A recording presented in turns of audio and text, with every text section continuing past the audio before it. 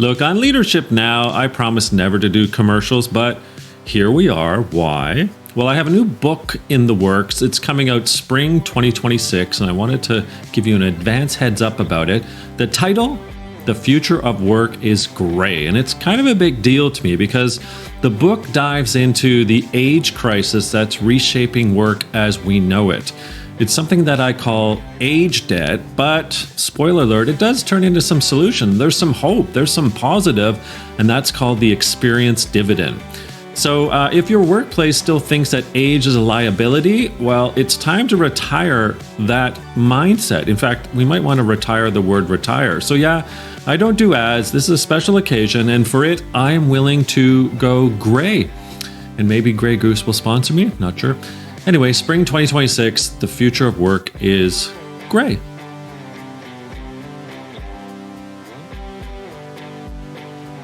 Yeah, no problem. Hey everyone, welcome to another episode of Leadership Now with me, Dan Pontifrac. Today in the house, I'm so excited for Simon Chan. Simon, first a quick bio. We're going to get into some things about longevity, let's say. So Simon, you are founder and CEO of a great consulting firm known as Adapt with Intent that works with leaders, educators, and organizations to reframe their thinking and redesign new ways of working across life stages. Your company focuses on the intersection of longevity and work and how we might adapt careers, work systems, and what retirement might look like. Simon leverages his deep expertise in the future of work, innovation, and the dynamics of the longevity economy to support senior leader teams in developing a longevity strategy to unlock new opportunities by reimagining the customer and workplace structures required to support 100-year lives. Simon, you're a talented and innovative executive. I first heard of you many moons ago at Communitech, where you were ultimately in charge of the financial services, technology, academia, not-for-profit aspects of what'd you call it? The Vice President of Talent Academy and Future of Work. Fantastic stuff. And then, of course, you spent some time as head of strategy, product, and investments for Manulife's group retirements, benefits, retail, wealth, and insurance businesses. So a wealth of background. We seem to be of the same vintage.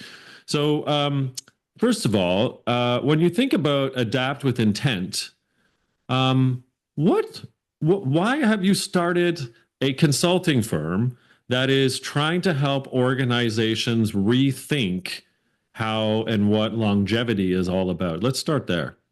Cool. Well, I mean, thanks for the intro. Seems like I've been working for a long time, I guess, Dan? Uh, yeah, I spent most of my career, as you pointed out, kind of in the financial services sector. So I spent a lot of time on the retirement side of things, working on strategy, product, and innovation. And one of the things I found very interesting about that experience was that often in financial services, we only talked about, how much do you need for retirement?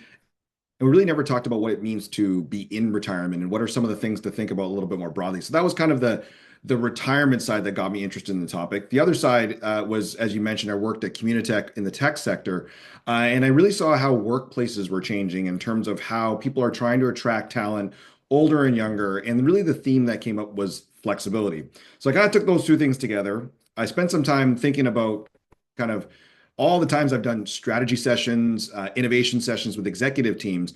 And while I saw longevity and demographics on the list, oftentimes what I found was there was really nobody responsible for it, like somebody responsible for, say, data and AI or technology, or they saw it as very much a risk. So it was on the risk management framework, and we talked about all the risks associated with longer lives and aging demographics. And so to me, what became apparent was that there's risks associated with longevity and demographics, but there's a lot of opportunities as well for innovation around particularly our societal structures, whereby most of what we've built to support people through their lives is built for a 65, 70-year life, whether that be education, whether it be how we plan for finances, whether it be housing, et cetera, workplaces, and it's not built for a 90 to 100-year life, which is where we're projected to be, and especially as we look in the future, people are going to live longer. I thought there was a really just a unique opportunity. And so I named the firm Adapt with Intent is because we really don't know what the future is. I think it really is about management teams, leadership teams adapting to this space of longevity, but doing it with some level of intention and understanding, what are some of the implications of that broader trend of longevity and age diversity. So, speaking of intentionality, then, Simon, one of the things I wanted to ask you about was, well, this isn't a sexy topic. I mean, we're aging. Whoop-de-doo. So, why is it that you think that organizations need to be spending more time thinking about this file? Because to me, some of the work that I've done thus far is like, we'll get to it. That's not a big deal. And to me, and to clearly to you, it seems like, no, hair's on fire. We're walking off a cliff here slowly, but no one's paying attention to this. Am I right, or where are you sitting on this one? Well, I mean, the hair comment, of course, we could relate both to to any type of hair comment. But yeah, I get that question a lot. Is demographics, longevity, this isn't new, right? We know we've been aging. It's been an aging society, and that's true. It's a fairly slow moving trend. But what I would say is we're now approaching a bit of a tipping point, right? So in Canada in particular, we are right below what they call a super age country. So super age country is really when the population is about 1 in 5 over the age of 65, so 20%. And we're at about 19%. So we're projected to hit that over the next couple of years. And so I say that we're at bit of a tipping point in the sense that this trend has been talked about for a long time, and people have kind of kicked the can down the road. But we're about to hit a period of time where we will see a fair amount of aging happening, and not just aging. We're looking to see a lot of diversity in our population, and I think that's what we're seeing now. Is that a lot of people focus on the idea that it is an aging population. I like to focus on the fact that it's more of an age diverse population. So what do I mean by that? If you look back kind of turn of the century or even 50 years ago, we were predominantly a very young society. If you think about kind of the typical demographic pyramids, you had a lot of people who were younger, very few older people. And as I mentioned, we're not at this tipping point where we're seeing more and more people aging. The fastest growing part of the population is over 50 plus. We're seeing more and more centenarians. We're seeing more people be more productive, well into their 70s and 80s. And we're now seeing a very age diverse population. So the age diversity is now, which means we have equal number of people across age spans. And so that is happening now. What's going to happen in the next number of years is that you will continue to see this aging population kind of tip over into this super age country, the super age society. And if you want to look at other societies like Japan, Singapore, Italy, Germany, et cetera, who are, in Japan's case, they're, I think it's about 28% of their population is over the age of 60. You could already see that those countries have started to adapt their systems, adapt the way they work, how they support older workers in an age diverse population. That's going to come to North America and to Canada. So you're right, it's a slow moving kind of trend, but it's one that's coming. And again, I think because it's been framed so much as a risk and not an innovative opportunity. Mm, That's where business leaders, institutional leaders will start to recognize that there's an actual economic activity that's here. People over age of 55 account for, I think, 35% of GDP globally. So they account for a large part of the population, not only from a population perspective, from a spending perspective as well. So, in the work that you're doing, then I'm assuming then there are misconceptions that still need to be sorted out with senior leaders and organizations. So, tell me a few of the misconceptions on this file that you come across without getting necessarily to solutions yet, just like what's getting in the way, I suppose. Well, I mean, there's a number of things. It's just from a pure priority perspective, it doesn't hit the radar, especially for senior leaders, because they are focused on kind of those very near term, in your face priorities, like what I mean. Obviously, AI right now is the hottest topic. Digitization was a hot topic before, globalization, et cetera. So what's getting in the way is just sheer priorities, and I don't think that's specific to longevity and demographics. It's just specific to the fact that we live in a world that's very complicated, fast changing, fast moving. I think when you open up the aperture and help them understand a little bit about what are the potential implications to individuals, to their workplaces, to government, and then talk about, again, those opportunities. Hmm. It's actually fairly quick for them to get there. It's just not something they've thought about through the lens of opportunity. It's one that they've thought about through the lens of risk. I think the other thing too is we have some very dated social narratives around what it means to age. Oftentimes when I'm working with management teams, I show a slide and it's got two pictures, right? It's got the picture of the Golden Girls from the 1980s, and it's got a picture of the kind of 2010 movie Sex and the City, their second edition. And when I highlight to them that the people in both pictures are identically the same age, in that late 40s, early 50s vintage, they're shocked by the fact that how much, even in the last 20 years, our image of aging has changed. So we're really operating a lot around kind of, I would call it dated social norms, social narratives, as well as dated structures. And so it's really a logic exercise to help one create space for senior leaders to spend the time to understand the trend a little bit more deeply, to shift their perspective from risk to opportunity. Oftentimes, what I do is, I'll say to senior leaders, let's spend some time putting ourselves in the shoes of our customers, in particular if they're in the retirement space. It's easy for them to do, think about what it means to transition to retirement, et cetera. But when you get them to think through that lens, what happens is most senior executives are of the vintage, they're 50 plus. Mm. And when they realize and they spend the time uh, kind of unpacking this particular topic, they actually come to a very quick conclusion that, wait a second, we don't have the structures in place. There are opportunities to innovate. People aren't marketing to me in the way that I want to live my life, in the way I want to spend my time. I don't maybe want to retire in the same way. And so very quickly they get to the conclusion that there is an opportunity. So, but it is comes down to creating space, showing them the data around the market opportunity, and then getting them to really shift to see where are the innovations around the customer innovations, but also their workforce. I think that's the other piece they quickly come to the conclusion of is they realize, their workforce is 20 to 30% of them are over the age of 50. And what are we going to do with all these people who are leaving the workforce? I loved the comment you made just a couple minutes ago there, age diversity as opposed to aging. I really love that. But it also kind of brings up a point that as much as we are aging and healthier, living longer, of course, the flip side to that is we're not having babies as often. So our birth rates are plummeting. And if we look to Japan's birth rate of 1.0 and South Korea's of 0.76 and so on and so forth in some of the other Asian countries and in Western Europe. It dawned on me that in North America, although US is about 1.6, Canada seems to be around 1.3-ish rate these days.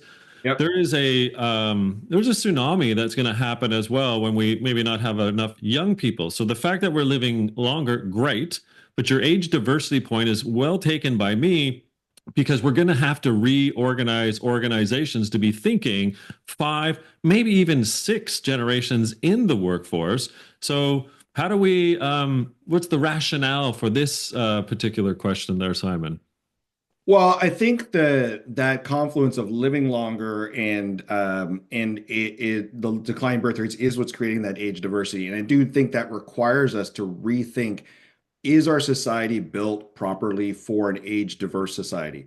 And so I think, and then where are the market opportunities? So some of the work that I do is in higher education, right? So higher Mm. education, particularly in the US, they call it the enrollment cliff, but there is a decline in traditional age students that are coming, as you pointed out, due to birth rates.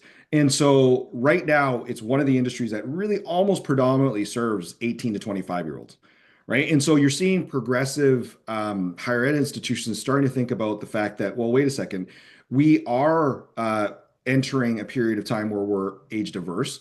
The fastest growing market are people 55 plus. Why are we not offering um, programming to help those people with their learning needs? And Mm. learning needs in your 50s is quite different than your learning needs in when you're 18 to 25. But one of the things that the role that universities play is this idea of structures to help through transition. So my son is 19, turning 20, second year university. Universities are a clear structure that is put in place for that era of life. If you're 18 to 20, what do you do? Well, you might go to university, you might go to college. There's career counselors, there's academic advisors. When you talk to your friends, it's very normal to say, my son is going to college and university. But for someone who's 55 or 60, who may be thinking about the fact that they don't, they're done with their primary career and doesn't really want to retire in the same way as, our parents did. And the data will show that half of over 55% of people now say that they think about this period of time as a new chapter in life versus their parents saw it as more rest and relaxation. Why aren't there structures in place Hmm. to help people 55 and 60? And is there an economic opportunity? Well, again, these progressive universities, Stanford, Harvard, University of Chicago, to name a few, have started to offer programs like called midlife transition programs. And the point is to target people at midlife to bring them back onto campus. Some of it's to take classes and explore and learn topics that you would have loved to take when you were 18.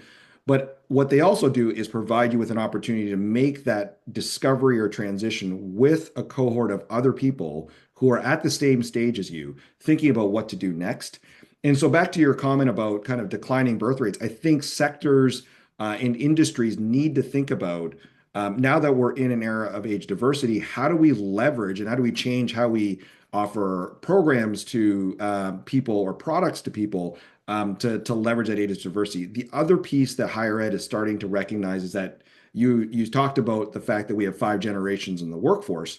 Well, where do younger people and older people come together to practice um, working across generations before they get to the workforce? Well, with the decline of a lot of kind of third places like, church, religious organizations, community groups, higher ed is kind of the one place now where you can Yeah. actually bring older and younger together to get them to work together. And we did that, 30 years ago in higher ed when we became much more global. We brought international students in to create the idea of cross-cultural learning. Why are we not doing the same when it comes to age diversity? So do you think then, taking on the example and exemplar of higher ed, excuse me, that organizations ought to be thinking about their talent that they have that are in the 50 plus crowd and maybe actually offering up that sort of mid-career or mid-life nuance kind of differentiation where there is, as you know, the difference between fluid intelligence and crystallized intelligence. There's a lot of crystallized intelligence with the 50 plus crowd who have learned behaviors, learned experiences, learned history of that organization, and perhaps they're not needing to be in that quote role that they have been in for 10 years, 5 years, whatever. But there's a way in which to maybe tap into that wisdom, sort of infuse a little bit of a different type of career that they might be taking on, whether it's part-time or full-time after that kind of 50, 55, 60 era. Is that something, is that the opportunity that maybe organizations should be thinking about? Yeah, I think so. I think it goes back to what your question about why is it not happening now. I Yeah. think two things that need to shift. One is again that social narrative around what does it mean when I get to 55 or 60 is this right again today the social narrative I would still argue is the path is to retire. So one is the social narrative and the other one is I think you need to create pathways to make it frictionless and make it easy for people to continue to stay engaged. So to your workforce example, I do a number of, do a number of workshops with people who are contemplating retiring, et cetera. And whenever I mention the word work in those workshops, it's almost like I said a four-letter word. Most people are like, work. No, no. The whole point of getting to retirement is so I don't work. I don't want to work anymore. I don't want to hear about work, et cetera.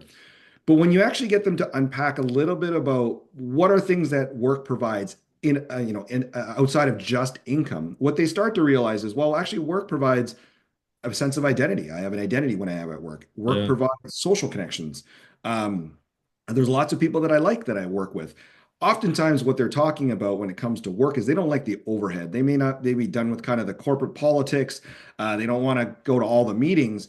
It's not that they don't like the work in and of itself. They don't like the current construct of work. So I think we need to shift the social narrative to help people understand you can work in a way where it's not a job, right? It's not onerous. It might be taking aspects of your work that you quite enjoy, whether it be going back to being a subject matter expert or maybe being a mentor for people. We need to be able to design ways for people to engage in the aspects of work that they like. But in addition to that, we need to make sure that those things are designed at the organizational level so that Mhm. they can actually pair those things so it's a win-win. So I think it really comes down to how do organizations create different roles, different structures to continue to get people who have a lot of institutional knowledge or crystallized intelligence to help them stay engaged, but engaged on their own terms so that it's a win-win, so that they still have a sense of connection, identity, et cetera. Help them understand that that's actually important. And for the organization, are there other ways, lower cost ways or more flexible ways for them to engage this population that isn't the traditional full time? And then I think it really comes down to pathways because what I'm talking about exists. I've talked to many people who have, retired from their current role. They come back as a contractor, 10, 12 hours a week. And they actually provide a lot of value. And if you talk to their leaders, they say they provide a lot of value because they have institutional knowledge, et cetera. The challenge is that's not a formalized program. That's Right. me negotiating with Dan, my boss, for an arrangement to make that happen. It's not socially accepted. It's not easy from an HR policy perspective. It's not an easy pathway. And so I think what we need to think about are where are there programs that workplaces can design that actually open up that conversation prior to when people are ready to retire, to actually start that process, help them think about, well, what are you going to do in your next chapter? Do you want to work in some way, shape, or form? How could we partner to design something that's a win for you and a win for us? And I think that's where the opportunity lies. So tangentially, I also want to get your thoughts because of your background and that big brain of yours on the technology file and its integration here with sort of an age diverse organization. So, are there examples you've seen, whether it's in Asia or elsewhere, where technology, automation, artificial intelligence, wearables, whatever it may be, is actually helping the cause to either deconstruct or disintegrate ageism and or just helping the individual in that post 50 era still work but with some sort of, I guess, connection to the technology? What's happening out there?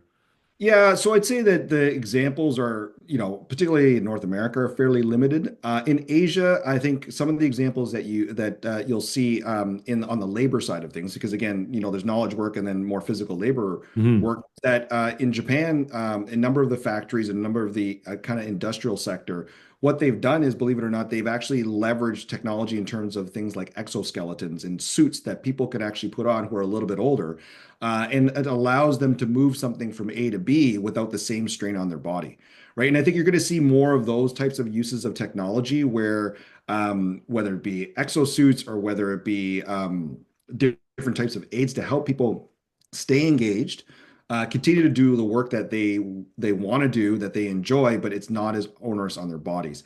I think from a knowledge perspective, I think if you can't go to a conference or you can't go to a podcast anymore without hearing the term AI put out there. AI is everywhere, right? That's the topic of du jour. And oftentimes when people talk about AI, one of the challenges that I always hear is like, well, what are we going to do about AI? How do we control AI? How do we make sure that AI is working for us versus the other way around? And so when you think about, and then also obviously talking about, the threat of elimination of jobs and things of that nature associated with AI. Well, when I think about, well, what are the things that AI will have trouble doing or more trouble doing? They're typically the human skills, things like connecting the dots, emotional intelligence, leadership skills, a lot of those kind of crystallized intelligence aspects, things that you talked about. And so I think we need to be able to balance off our use of technology and complement it, because it's not going to be either or, complement it with effectively wisdom, right? And so how do we actually ensure that we're utilizing technology, but making sure that we retain the wisdom we need so that the wisdom can help influence, the direction of AI. And I think if you look at where, again, generally wisdom resides, it's in older workers in knowledge work, right? And we just talked about the fact that the probably, 20 to 30% of them are going to go in the next 10 years, going to retire. So again, back to how do we retain that wisdom and knowledge in a way to help the organization, help us direct how we use AI. And the other thing I think is, back to the intergenerational engagement part is, as younger workers come into the workforce, many of the tasks that they would have done are being automated by Hmm. offshoring, AI, et cetera. And they don't get the chance to develop some of the skills that they would have back in the day when they would be more learning from people at meetings. They're learning from people from observing how they do things. I think from a coaching and mentoring perspective, we really need to actually get younger, talent to be working with older talent to help them continue to foster and build those human skills that we talked about, because those are the skills that we're going to need our younger generation to have in spades, as the older generation continues to retire, so that they again can work with the new technology that's coming. So we really need to develop these kind of non-technical skills, and I don't think these can be developed by traditional teaching methods of a professor or a teacher at the front of a class. This is really done by doing, observing, and working with people who have experience, that you can really learn from. And I think there's a benefit to the people who are continuing to stay engaged. Some of the brightest, most adaptable people I know are people who are 50 plus, and they're craving to learn how to use new technology. So that idea that you can't teach quote an old dog new tricks, I think that is a really dated concept. And I think there's a really beautiful opportunity for learning on both sides for both older and younger adults. Well, it reminds me, Simon, that we can learn from a couple different examples. First of all, First Nations Indigenous and their elderly circles. I mean, for lack of a better term, basically that's wisdom being transferred around the circle of song, of prayer, of story. And in Japanese circles, they've had quality circles forever, where the sort of older workers are sharing examples in these quality circles of what it was like or how I've learned what I've learned through this era at the organization, et cetera. So that's probably a really good two examples to complement what you've alluded to. I actually wanted to come back, and I didn't want to lose it because it was such a profound point. Um, so you had alluded to the fact that higher ed can become places of gathering. And I'm struck by all the research, whether it's the Harvard Gluick study with Waldinger, and how over the 80-year period we want a flourishing life is by connection and by networks and by people and relationships.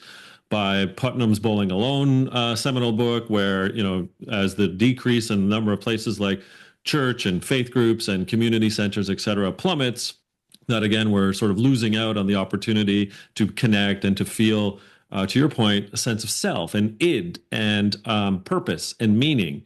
So, do you think, again, there's an opportunity for organizations then in this post-pandemic era where, to your point again, I'm connecting all the dots here, that younger people are not learning through osmosis and through instructional kind of observational behavior inside a meeting or inside work examples, whatever, right? Do you think that it's incumbent upon the organization to actually have very specific opportunities for the young, the middle, the old to be face to face in organizations? And so, how does the organization then to rethink all of this preamble, in your view, to make sure that it's healthier, smarter, performing, productive, innovative, all those other great verbs?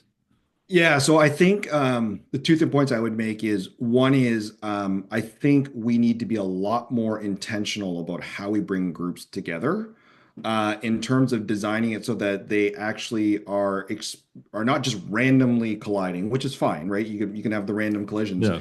but we actually create the conditions for different generations to learn from each other, appreciate each other's perspectives, and work together. So I think, back in the day where, almost predominantly everything was in person, you can kind of, rely on inertia for people to, bump into each other, learn from each other, but it was fairly organic, which I think can still happen. But I think as we live in a more distributed society, where there aren't natural places other than the workplace for people to come together, I actually think workplaces or organizations need to create structured programs to help bring groups together, right? And I mean, these are very basic team building, team formation type concepts, but I think organizations need to lean into that, Mm. particularly as you're looking at problem solving. There's lots of studies out there that show that diversity of thought leads to greater innovation. I think if you're going to bring a project team together, right? Typically, you just kind of throw a project team together. Maybe you design it by looking at the skills that you need, et cetera. I think again, back to intentionality. I think you have to intentionally be more thoughtful about Are you bringing an age diverse group together and say a problem solving for, say, building a new product?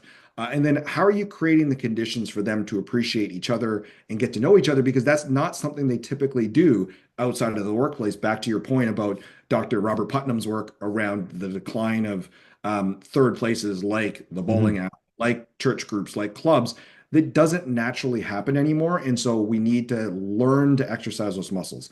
Well, the only other point I would add to you is that I think in listening to this, I think leaders will say, well, we have to make sure that everybody's back in person, right? We have to get back into the workplace. We can't be doing remote anymore. And I would maybe just say, yes, there's an important part of in person, but I think you can still form relationships and build bonds virtually. Again, I think you need to be intentional about it, right? And think if you're going to bring a group together, it's not about just bringing a bunch of windows together. Is how do you create intentionality in the formation of this virtual group to help them work together and again appreciate each other's strengths and what they bring to the table. Maybe it starts in person and it goes to online. I think again we can't lose that flexibility piece because back to the original conversation about how do we continue to engage older adults in working in a way that makes sense for them. A big part of that's going to be flexibility. If you tell a 62-year-old who's thinking about retiring, that part of the deal is for them to be in the workplace five in person 5 days a week. They're not likely to do that.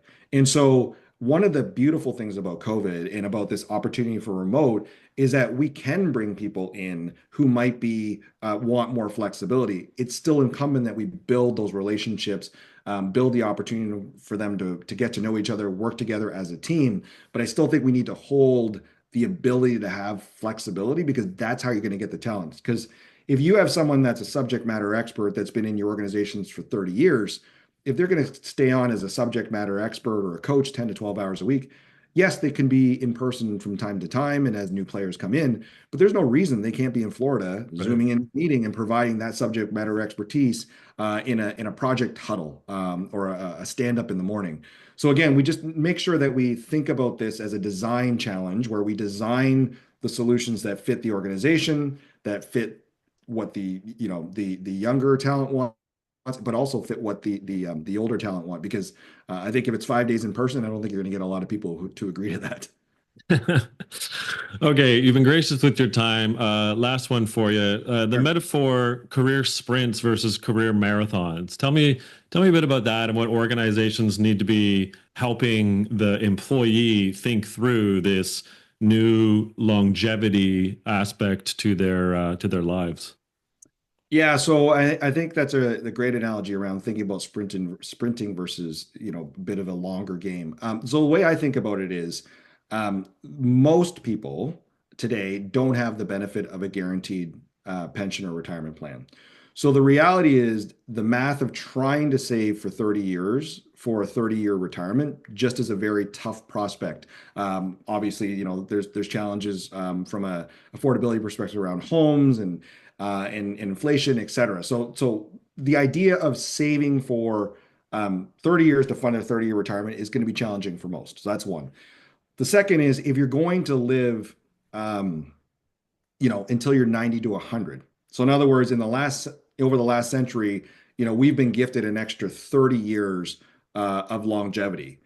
If you ask most people at the beginning of their life, if I gave you an extra 30 years, where would you put it? Most people will not say, well, I'm just going to kind of run my sprint and then just at the end have 30 years of just rest and leisure. That's not really what most people would do. What they would probably do is take it and break it up and put it in their years and elongate that. And so, what I think is likely going to happen is that the reality is most people are going to probably work a 50 or 60-year career. So, my son who's 19, 20, it's reasonable for him to think about the fact that he's going to work a 50 or 60 years. They don't see retirement the same way we did anyways.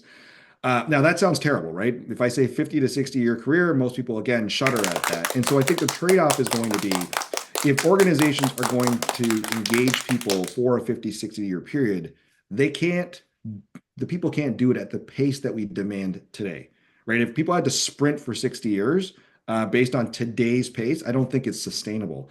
So I think the trade-off is going to be flexibility. I think over time, what we're going to see are workplaces, societal norms, people saying, sure, I'm going to work 50 to 60 years because I need to from a practical standpoint. But what I'm going to do is have more flexibility, which will mean I might be able to flex from full-time to part-time. I might be able to go from periods to where it's 5 days a week to 3 days a week because I need to be around to support my children or to do more caregiving. I might decide to go and take a gap year in my 30s to go back and reskill in some way. I may take a gap year in my 50s to go to one of these midlife transition programs. I might go from full-time to entrepreneurship. So, I think I mentioned to you last time we spoke, I'm an ambassador for the Stanford Center on Longevity, who does a lot of research on the implications of a 100-year life. And one of the taglines they have, which I love, is transitions are a feature, not a bug. And I think that's what needs to happen is that we need to get better at helping people with transitions, building on ramps and off ramps that are smoother in an organizational workplace perspective to sustain that marathon that's likely going to be a 60-year career versus this kind of 30 to 35-year sprint where people are just kind of sprinting as fast as they can to get to retirement because that's the end of the game and they've won when they get to retirement, only to realize they probably have another 20 to 25 years of rest and relaxation, which may or may not be that appealing to people who want to continue to stay useful and engaged. Well, may we all have a transition that's a feature and not a bug, Simon. This has been fantastic. Thanks so much. Simon Chan, you're the founder of Adapt with Intent. Where can we find out more about you and the organization? Yeah, you can reach out to me on LinkedIn, or you can visit our website at www.adaptwithintent.com. And I'd love to hear from people around what their experiences are in terms of thinking about whether longevity is even on their mind. And for leaders, I'd love to hear from them in terms of, have they thought about this as more of an opportunity and versus a risk, and where are some of the new innovations that are coming from to meet the new needs of a 100-year life. Amazing. Well, may you and I live to 100 and hang out at some point and clink a glass for the fact that we made it. And first of all, thank you again for this pretty brilliant mind of yours. And Adapt with Intent is certainly doing great things. And I hope to learn and observe in the vapor trails of your goodness. So, Simon Chan, thank you again. Thanks a lot for the time, Dan. It's great speaking with you. All right, folks, that was another episode of Leadership Now with me, Dan Pontefract, in the house, founder, CEO of Adapt with Intent, Simon Chan. We'll see you next time.